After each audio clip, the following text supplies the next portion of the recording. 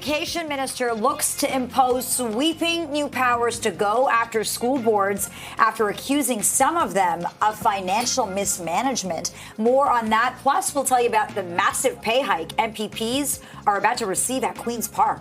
Human remains in Hamilton. Investigators make a grisly discovery at a landfill as the search continues for a 40-year-old woman. More tonight on the disappearance of Shalini Singh. And no movement on the Canada Post front after the Crown Corporation tabled its final offers. The union says that offer falls short. So what happens next in negotiation? This is Live at 5.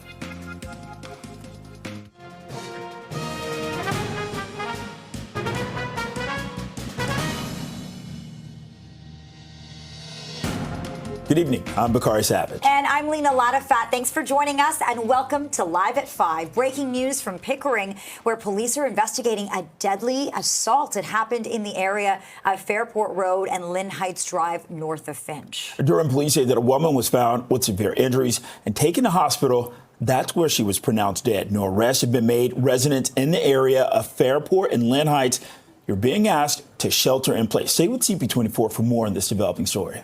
Well, legislation has been introduced at Queen's Park to strengthen provincial oversight of school boards. If passed, the sweeping new powers would make it much easier for the education minister to go after school boards like the TDSB for what he calls financial mismanagement. And for more on this, we turn live to CP24 Sija Liu. Sija.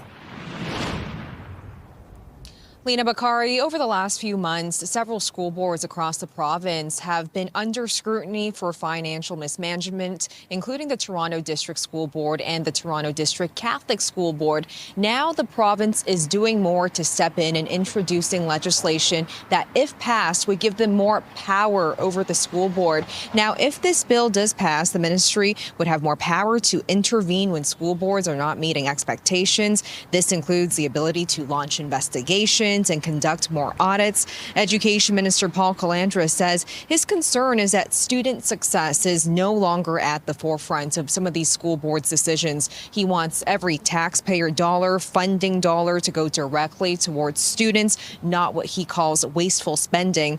Now, the proposed legislation would also require boards to publicly post expenses related to trustees and directors of education. It would also give the minister the final say over school names for both new schools and renaming existing ones. Here's more from Education Minister Paul Calandra on today's announcement. We've seen specifically in the City of Toronto, in the Toronto District School Board, they have wasted thousands of dollars trying to ascertain whether they should change the name of 3 schools. Whereas at the exact same time, they're telling me that they have to maybe close school pools down, or they have to fire teachers. Well, that is not something that they should be spending money on, spending valuable taxpayers' dollars on. So that authority will be vested in the Minister of Education. And the TDSB is responding tonight in a statement from Chair Nathan Shan. It says, as these are significant changes that are being proposed, trustees will need to take the time to fully review the details of the draft legislation before providing a fulsome response. After an initial review, however, some of the proposed changes are very concerning to many of us as they impact previous decisions approved by the Board of Trustees. We will convene together and discuss our next steps soon. Now, another key measure of this legislation is that school boards would be required to implement school resource officer programs. These are programs offered by local schools. So, Lena Bakari, before this was a voluntary program, but now with this new bill, they're proposing that it is something school boards will have to do if it's available. Back to you. All right, Sija Liu reporting live from outside TDSB headquarters this hour. Thanks so much, Sija. And there's been a lot of reaction to this proposed legislation. Let's get some more of that now. We're joined live by Karen Littlewood, president of the Ontario Secondary School Teachers Federation. Thanks so much for joining us. Good to have you on. The Ford government seems to think this is about finding efficiencies and not wasting thousands of dollars. What is this about, according to you? I think it's about blaming and shaming and failing to address the crisis that's really happening in education, where we have crumbling buildings, unqualified staff, absences. There's just so much going on in education that I don't think people in the classroom, the students or the teachers, are going to see much of a positive impact from this. Okay, so what are your biggest concerns around the proposed powers? So, great accountability is important. Governance is really important too. But again, it's not addressing the issue of what's happening in education in Ontario. The violence in the classroom is mounting and people are leaving the profession. So, I think we have to stand up for what we want, which is a world-class education system. And sure, absolutely, nobody wants any sort of frivolous spending going on. But how about the government take some responsibility and put the money where it belongs in the classrooms so that we can have the qualified professionals in front of the students? Some of the allegations that Minister Paul Calandra has talked about, a $45,000 school trustee trip to Italy and Brantford. And I know that your union doesn't represent those education workers. But when you hear some of those allegations, do you not then want tougher oversight? Is the financial transparency piece not a good thing for students in the classroom? Transparency is great, but that particular board has a $15 million shortfall right now for their budget. So has the government been funding students and education the way that they should for the past 7 years? No, there's $1,500 less per pupil. So, again, this is a distraction. It'll get lots of big headlines. I'm on TV right now talking about it. It's not an announcement that's going to deliver for the students of the province. And that's what we need from our Minister of Education. That's what we need from the government of Ontario. Karen Littlewood, president of the Ontario Secondary School Teachers Federation, thank you for your time. Thanks so much. Thank you. It's 5:06. Let's get a check on the evening commute with CP24 traffic specialist, Adwoa. No such thing as rush hour in Tiaya. Oh, you love throwing that at me, don't you, Bakari? Yeah, listen, it's very busy out there, Bakari and Lena. So drivers that are trying to make their way home, they're in for a very, very slow commute. So we're going to start with these problems and watching them for the last 2 hours. Not too sure what the holdup is, but this is the eastbound lanes of the 401 east of the 427. This collision still with us. Right lane is blocked as well as the shoulder. Transport truck and a couple of other vehicles were involved. The other couple of vehicles that were involved at least cleared, but this one's been there for the last little bit. Westbound on the 401 in the collectors just past Warden. Crews dealing with a collision that does have the right lane occupied. If your travels take you on to the 404, rain has subsided, but problems are still with us. Southbound on the 404 approaching Highway 7. Another long-standing situation that does have the right lane off limits. And check out the drive into Brampton. Light rain is happening through here, and so are major delays. They start from Steeles and they open up once you pass about Sandalwood. On city streets, crews on scene of a collision blocking lanes on Finch and Martin Grove. I'll send it back to you both. This CP24 traffic report is brought to you by 407 ETR. Enjoy the journey with a stress-free commute. Adwoa, thanks so much. Busy day at Queen's Park. Lots going on. Provincial politicians, they're getting significant raises, and that's been a big storyline. As part of legislation introduced today, all MPPs are getting a raise of nearly $41,000, bringing their salaries to just over $157,000. Or Premier Doug Ford is going to see his salary increase by about $73,000 to just over $282,000, while opposition leader Marit Stiles is going to see her pay go up to over $244,000. That's an increase of about $64,000. The cabinet ministers will see their salaries hike nearly $58,000 to about $224,000. MPP salaries have been frozen at just over $116,000 since 2009. I know that many people across the province work tirelessly each day to put food on the table and pay the rent. We think this is the right thing to do. It's fair and reasonable. It'll be at 75% of the federal compensation. It's still less than a Toronto City Councillor will be paid or a Mississauga City Councillor. And we're going to work tirelessly each and every day, sometimes in different ways, to help all Ontarians. So I had the chance to speak with CTV's political commentator Scott Reid about this today, and he talked to us about whether taxpayers are likely to take issue with the raise that MPPs are about to receive. There's always going to be political risk with raising the take-home pay of politicians. That's why politicians haven't given themselves a raise since 2009, but it is 15 years ago. And the truth of the matter is, if you take a look at how our MPPs in this province are paid, it's not that competitive with other jurisdictions.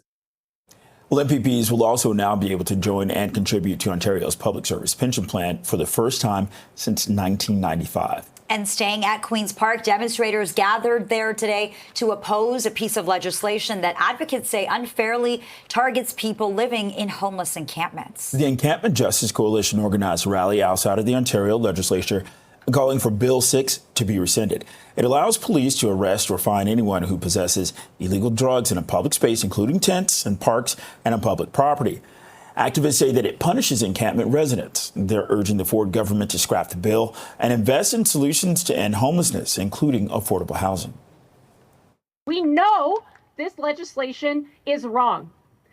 Healthy, accessible, appropriate, secure, and affordable housing is a human right, and it is a solution to homelessness, period. Yet under the watch of the Ford government, homelessness has become a crisis all across this province. Bill 6 was reintroduced last month after initially being tabled back in December before dying on the floor when the provincial election was called. It's 5:10, 18 degrees. This is Live at 5. Coming up after the break, new details in 2 East York arson investigations that police believe are connected. We have more on the search for suspects right after this.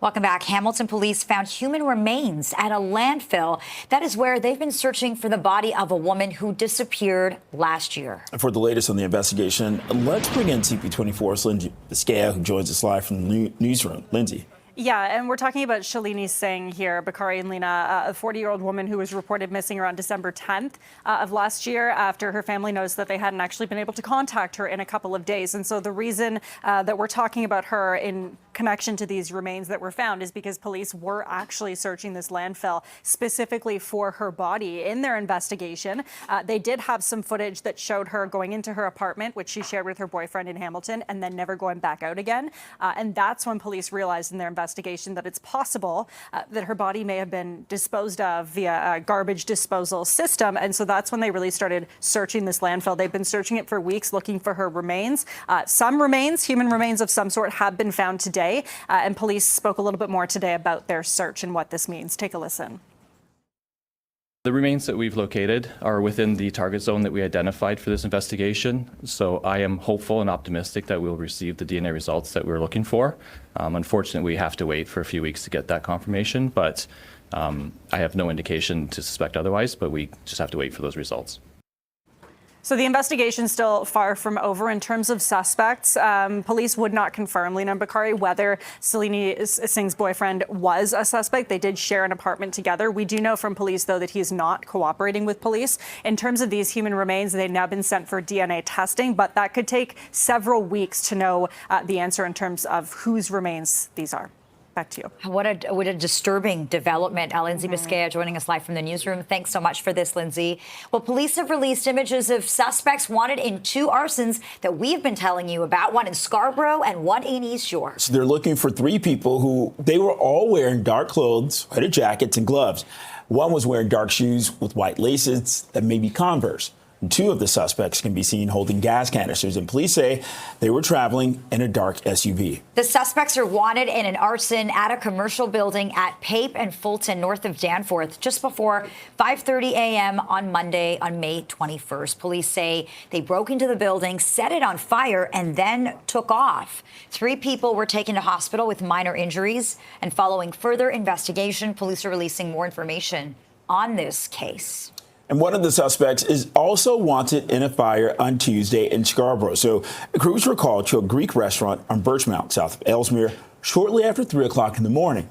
So police say that the person was dropped off in a dark SUV, broke into the building, and then used an accelerant to start the fire. And police believe that the 2 fires are connected. So they're asking anyone who recognizes the suspects, contact police. Toronto police have arrested a man in a sex assault investigation near Chinatown. 22-year-old Liam Heaney of Bowmanville is facing several charges, including sexual assault with a weapon, forcible confinement, and publishing an intimate image without consent. So Heaney allegedly sexually assaulted a person at their home yesterday after meeting them at a bar near Dundas and Beverly. One of the former members of Canada's World Junior Hockey team who's accused of sex assault took the witness stand today. Carter Hart testified in his own defense after prosecutors wrapped up their case in London, Ontario. He told court about a phone call from teammate Michael McLeod, who said there was a girl at their hotel who wanted to have sex with some of the boys. Hart, McLeod, Alex Formenton, Dylan Dubé, and Callum Foote have all pleaded not guilty to sexual assault. McLeod has also pleaded not guilty to an additional charge of being a party to the offense of sexual assault. Time now is 5:16. It's 18 degrees out there, and you're watching Live at 5. Well, coming up, new developments in the ongoing back and forth on Trump's tariff policy. Details after the break. A federal appeals court has issued a temporary stay on a ruling barring U.S. President Donald Trump from collecting sweeping Liberation Day tariffs and fentanyl-related tariffs imposed on Canada. The Washington court granted an emergency motion from the Trump administration arguing that a halt is critical for the country's national security. The decision comes a day after a 3-panel judge at the U.S. Court of International Trade ruled Trump does not have the authority to impose the tariffs and ordered them immediately blocked. Earlier today, Prime Minister Mark Carney said the original ruling was welcome, but that Canada's trade relationship with the U.S. is still threatened. Well, Trump hit Canada with economy-wide tariffs in March. This is after he declared an emergency at the northern border related to the flow of fentanyl. He took his trade war to the world in April with duties on nearly every nation. And the White House says a ceasefire in the Middle East is close.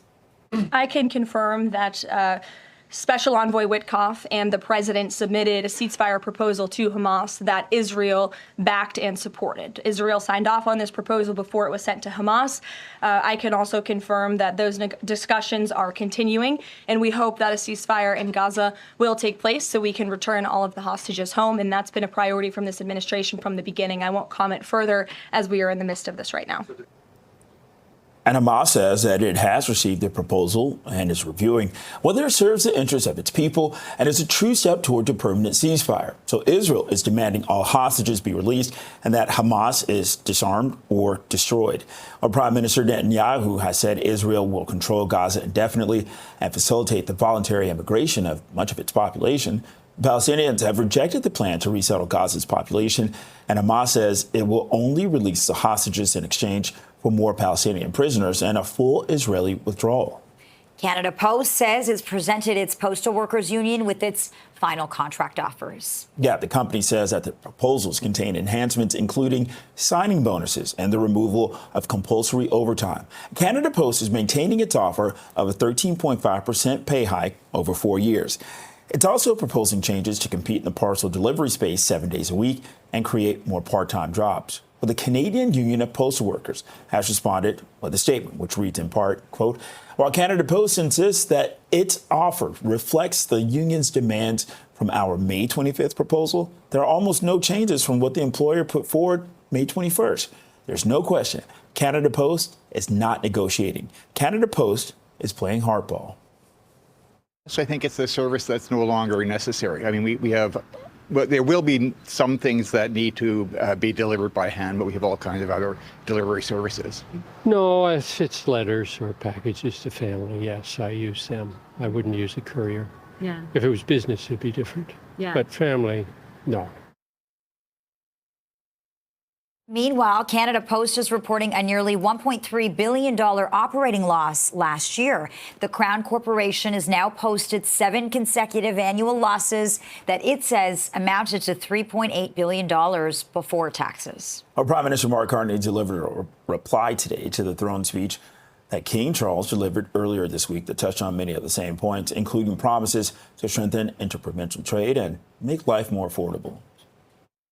We will work with the provinces and territories to build one Canadian economy by removing internal barriers to trade and labour mobility, and identifying and expediting nation-building projects that will connect and transform our country.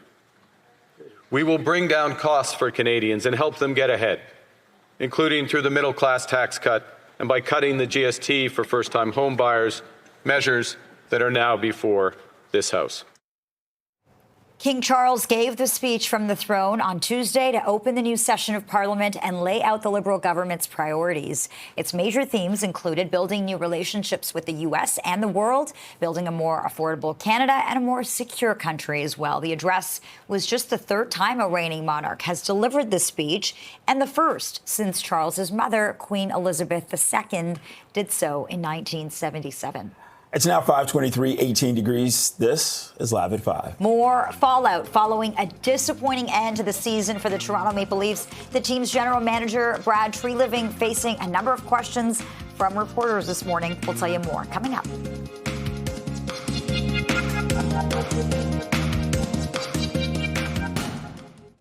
Leafs general manager Brad Treliving held his end-of-season news conference this morning. He says that he believes in the team, but acknowledges that changes are needed. Champions have the ability to be calm and at their very best when it matters the most. And that is an area that we've got to improve in. I think there has been steps. I know the history. I've been here for 2 years. We lost a Game 7 in Game 1. We lost a Game 7, or in Round 1, lost a Game 7 in Round 2. I know what's happened before as well. But we have to be able to find a way to push through at the most critical moments. The Leafs were knocked out of the playoffs in Game 7 of their second-round series with the Panthers. Treliving is entering his third off-season with the team after replacing Kyle Dubas in 2023 and faces key discussions on the Leafs core this summer. Star winger Mitch Marner and center John Tavares are both pending unrestricted free agents and could hit the open market July 1st. Matthew Nyes is a restricted free agent and will likely be looking for a raise on his $925,000 salary. The Blue Jays are going to be back at it tonight after wrapping up their two-game series with the Rangers in Texas yesterday evening. Fly ball, left field, deep, gone! No scoring until the ninth inning when Bo Bichette hit a two-run homer. Reliever Jeff Hoffman kept the Rangers off the scoreboard in the bottom of the ninth, and the Jays win 2-0, split with their series with Texas. They host the Oakland A's tonight. At 5:27, 18 degrees, this is Live at 5. A busy day at Queen's Park where provincial politicians are getting a substantial pay raise, and new legislation has been introduced to strengthen oversight over Ontario school boards. We're going to have reaction to both stories next.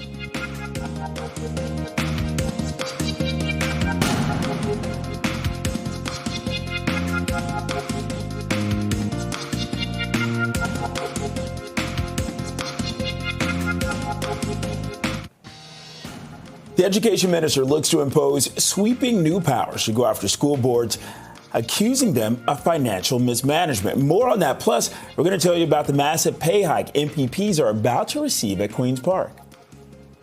Human remains in Hamilton. Investigators make a grisly discovery at a landfill as a search continues for this woman. More tonight on the disappearance of Shalini Singh. And no movement on the Canada Post front after the Crown Corporation tabled its final offer. The union says that offer falls short. So what happens next in negotiations? You're watching Live at 5.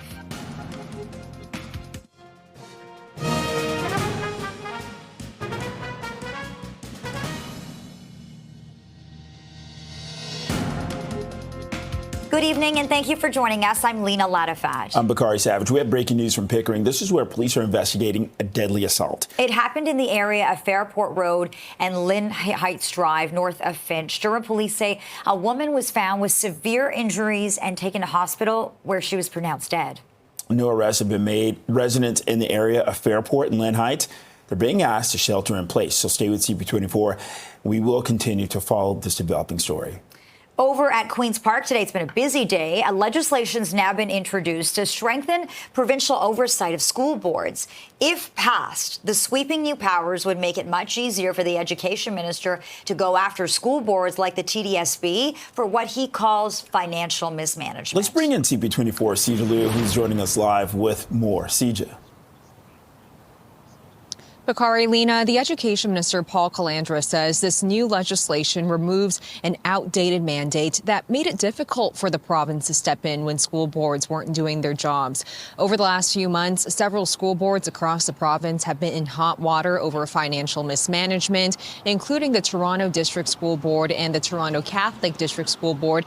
This includes having budget deficits in the tens of millions of dollars. Now the Ministry of Education is stepping in with this new proposed legislation that could significantly expand its power over local boards. Some of the new accountability measures it wants to put in place includes the ability for the ministry to launch investigations and audits more easily. The proposed legislation would also require boards to publicly post expenses related to trustees and directors of education. It would also give the ministry the final say over renaming schools. Paul Calandra has accused of school boards of spending thousands of dollars on renaming schools, something he says should not be their main concern. Here's more from Education Minister Paul Calandra on some of his main concerns and why he is making this move today. I want politics out of the schools. First and foremost, right? I want trustees. I don't need trustees to develop curriculum. I don't need them to give me advice on global affairs. What I need them to do is put money into classrooms and to our teachers so our students can succeed. When they move away from that mission, I will have the authority under this legislation to put them back on track and ensure that they're focused on their main mission. Student achievement, full stop. And I will not hesitate to step in where I need to step in. I am frankly as done as all parents are and teachers are with a school system that has turned into a political battle zone. Teach our kids, give the parents, the teachers the resources they need, or we will step in and do the job for them. This announcement reaction from school boards and labor unions quickly poured in, opposing this move by the province. Here's a statement from the Elementary Teachers Federation of Ontario. I'll read you part of that. It says, "This is not education reform. It's authoritarian, cloaked in the language of accountability, designed to deflect blame, suppress dissenting voices, and tighten political control over a public education system this government has failed to adequately fund." Now, another key measure of this legislation would see more police officers in schools. Right now, there is a school resource officer program, which is voluntary. Some police officers do offer this program, but under this new legislation, if passed, it would make this program required in school boards. Back to you. All right, Sija Liu, live outside TDSB headquarters tonight. Lots of reaction to this story for sure. Sija, thanks so much. 5:34 now, 18 degrees. Get a check on that. Evening drive with traffic specialist Adjoa and CIF. Wow, hey there, Adj. Hey, Lena. Yeah, you're calling it driving. I'm calling it not moving. If you're on the 401 westbound in particular, but a little bit of good news on the 401 westbound. We had some pretty serious situation that was happening westbound 401 in the express past the DVP 404. Left lane was out with a collision. In the distance, you can't even see it anymore because it's moved along, but it was a collision and the emergency crews just left the scene. Now, MTL's reporting problems. It just might be in the camera before this on the 401 eastbound on the approach to the 407. It is a collision that does have the left lane occupied. If your travels do take you towards the Gardner, still pretty jammed, exiting the downtown core from Jarvis in sections all the way out towards Park Lawn. Eastbound also delays into the downtown core. We are dealing with some problems outside of camera view on the eastbound 403 at Waterdown Road. If you're traveling through Hamilton and Burlington, collision does have a live lane occupied. I'll send it back to you both. All right, thanks, Adj. You're welcome. Provincial politicians are getting significant raises. Yeah, as part of legislation introduced today, all MPPs, they're getting a raise of nearly $41,000, bringing their salaries to just over $150,000. Premier Doug Ford, he's going to see his salary increase by about $73,000 to just over $282,000, while opposition leader Marit Stiles, she will see her pay go up to over $244,000. That's an increase of about $64,000. Cabinet ministers will see their salaries hike nearly $58,000 to about $224,000. MPP salaries had been frozen at just over $116,000 since 2009. If not now, when? This, as my colleagues have said, 16 years to have zero increase, I don't think is the right thing. And I think so today what we're doing is putting in place what I believe and my colleagues believe is the right thing to do and something that's very fair in the current environment. CTV political commentator Scott Reed talked to CP24 about whether taxpayers are likely to take issue with the pay hike that MPPs are getting. This is always going to be a political risk. The reason Ford's doing it now is because he's racked up 3 majority governments in a row, and he just racked up one a few months ago. And so if there's going to be some high water, he can take it on right now and not risk votes down the road. And MPPs will also now be able to join and contribute to Ontario's public service pension plan for the first time since 1995. The president of the Ontario Federation of Labour is calling on the province to protect workers from extreme heat.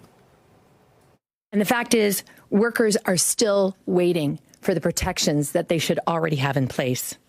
Environment Canada is forecasting a 70 to 90% chance of above normal temperatures for much of Ontario between now and July. Meanwhile, this government hasn't lifted a finger to protect the people working outdoors, in our classrooms, in our factories, in long-term care, or in the back of sweltering restaurants. Extreme heat on the job can result in death, illness, and absence from work, as well as increasing workplace injuries because people can have difficulty focusing when they're overheated. Long workdays in hot environments will cause some workers to experience chronic heat exhaustion, high blood pressure, kidney damage, or heart muscle damage. The bill requires the government to set heat protection standards and for employers to assess heat risk, make plans to protect workers from that risk by following the standard, and implement those plans to prevent injury and death. The Ministry of Labour conducted a 30-day consultation last year about a heat stress regulation, but the government has yet to take any action. The OFL wants heat stress to be identified as a workplace hazard in the Occupational Health and Safety Act. It is now 5:38, 18 degrees. You're watching Live at 5 on Toronto's Breaking News, CP24. Well, coming up, a Toronto boy at the center of an alleged international parental abduction case is back home. More on the emotional homecoming after the break.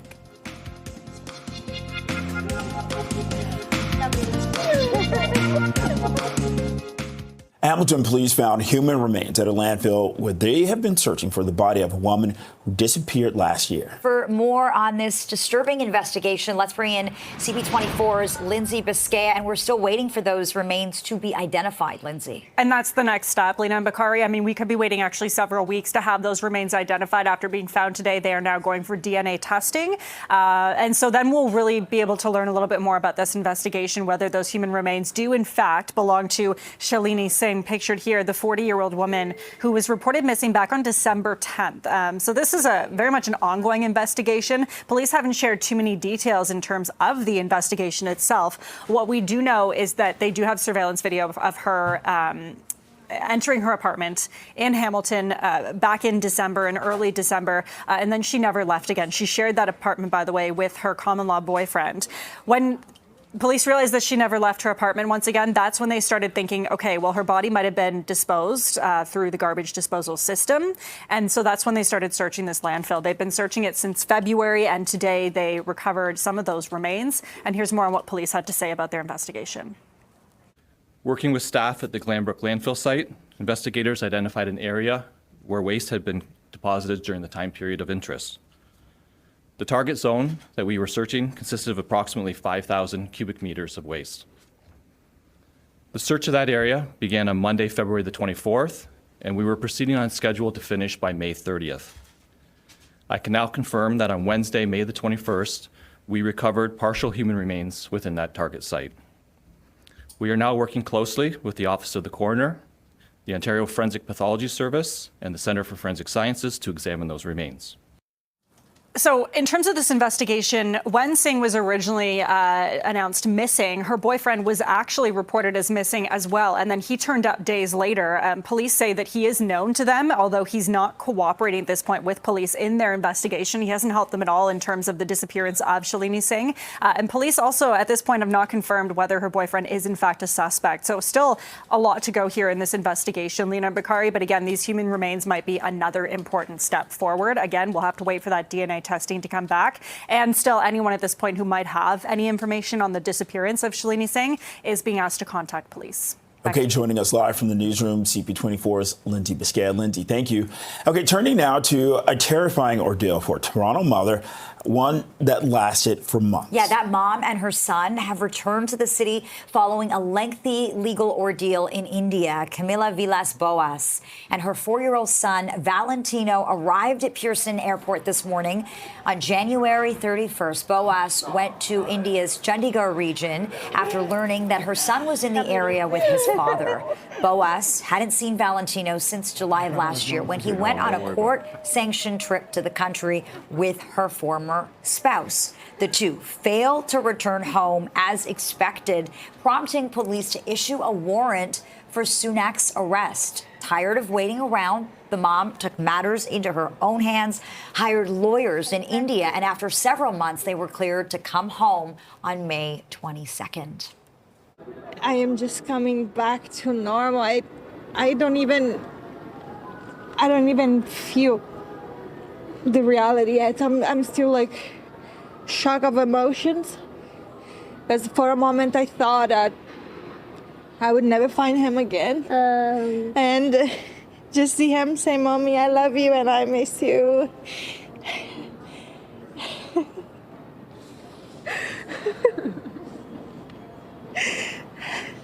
It's getting like my soul is getting back to my body.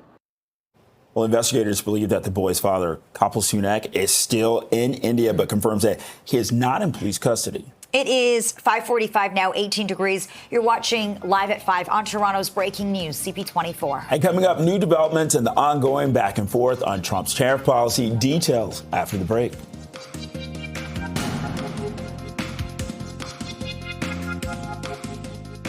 Okay, continuing with one of our top stories, politicians at Queen's Park, they're set to receive massive pay hikes.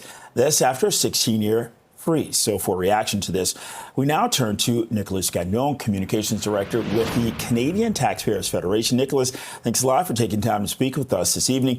I want to start off by referencing part of the statement that you all issued. You talk about the province's debt continuing to soar, families struggling with rising costs, and the government does this. Well, indeed, we believe that this salary increase is very much uncalled for. Of course, it's the first time that they would increase salaries in over 16 years for the MPs at Queen's Park. But let's make it clear right now is not the right time for such expenses. There's a big problem right now with the public finances in Ontario, as we have seen. Not only we're piling up the debt like never before this year with a massive deficit, but we also on set to have a record debt that will reach the ceiling of $500 billion by 2027. So before going forward with such measures by increasing salaries, MPs should actually be working towards fiscal responsibility and cleaning up the current mess with the public finances before giving themselves some salary hike and pensions, because that's also on the table for now. Not only they are about to give themselves up to 35% salary increase, but also wants to give themselves a pension, which is a first in over 30 years ever since Premier Mike Harris decided to put an end to such pension plans.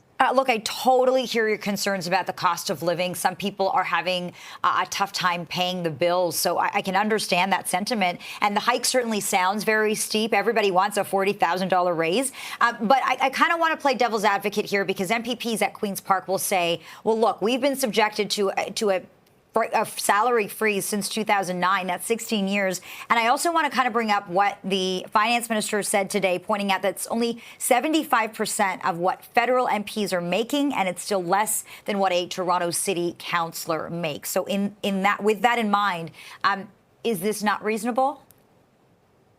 Well, I think that in that situation, the real problem would be to compare it with the city councillors from Toronto, which are definitely making too much money.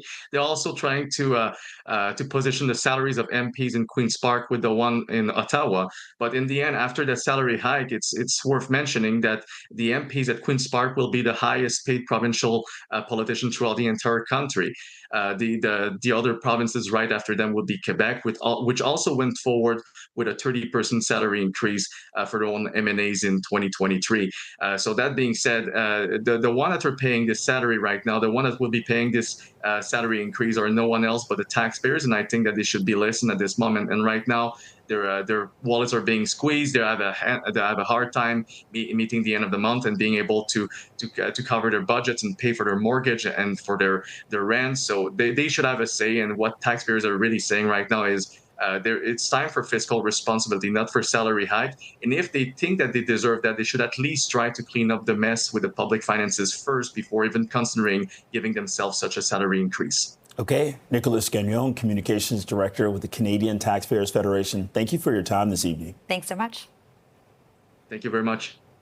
Well, Canada Post says that it has presented its postal workers union with its final contract offers. The company says the proposals contain enhancements, including signing bonuses and the removal of compulsory overtime. Canada Post maintaining its offer of a 13.5% pay hike over 4 years. It's also proposing changes to compete in the parcel delivery space 7 days a week and create more part-time jobs. The Canadian Union of Postal Workers has responded with a statement. We'll bring that up now. Part of it says, while Canada Post insists that its offers reflect the union's demands from our May 25th proposal, there are almost no changes from what the employer put forward on May 21st. There's no question Canada Post is not negotiating, it's playing hardball. I get very little from Canada Post, so it wouldn't really bother me if they were shut down for a period of time. Depends how long it goes. If it went 2 years, it would affect me. If it goes a couple of weeks, I might not notice. Not many, but yes. I mean, I'm still concerned about my children. For example, they are waiting for letters. Like my daughter is applying for some stuff, still school. I don't know. I guess it's something that we don't want a part of. Like we want it around still. And some people are still waiting for some tax stuff. I mean, myself, I was a little late with my taxes. So, yeah. Now, at the same time, Canada Post is reporting a nearly $1.3 billion operating loss last year. The Crown Corporation has now posted 7 consecutive annual losses that it says amounted to $3.8 billion before tax. To the U.S. now, where a federal appeals court has issued a temporary stay on a ruling barring U.S. President Donald Trump from collecting his sweeping Liberation Day tariffs and fentanyl-related tariffs imposed on Canada. Well, the Washington court granted an emergency motion from the Trump administration, arguing that a halt is critical for the country's national security. The decision comes a day after a 3-panel judge at the U.S. Court of International Trade ruled Trump does not have the authority to impose the tariffs and ordered them immediately blocked. Well, earlier today, Prime Minister Mark Carney said that the ongoing original ruling was welcome, but Canada's trade relationship with the U.S. is still threatened. Trump hit Canada with economy-wide tariffs in March after he declared an emergency at the northern border related to the flow of fentanyl. He took his trade war to the world in April with duties on almost every single country. The military has been called in as fires continue to burn in northern Manitoba. Premier Wab Kinew has declared a province-wide state of emergency. Kinew says he's spoken with the Prime Minister, who's agreed to send in the military to help fly evacuees to safety in Winnipeg. The fires have forced 17,000 people to flee, including 5,000 in Flin Flon. And also, Saskatchewan's premier has declared a state of emergency as dozens of wildfires continue to burn in that province. Today, we're declaring a provincial wildfire state of emergency. Under that wildfire state of emergency are a number of initiatives then that we may have to use over the days ahead to further support the wildland fire suppression and firefighter activities that are happening in the north, further support those residents that are evacuated today or may have to be evacuated in the days ahead. The state of emergency will be in effect for at least 14 days with the possibility of an extension. The fires have forced more than 4,000 residents from their homes, mainly in the remote northeast region. As of this afternoon, there are 17 active wildfires in the province. 8 are considered not contained. A total of 44 structures have been lost so far to the flames. Right now, it is 5:56, 18 degrees. This is Live at 5. The Jays will host the Oakland A's tonight, and we have a preview coming right up. Don't go anywhere.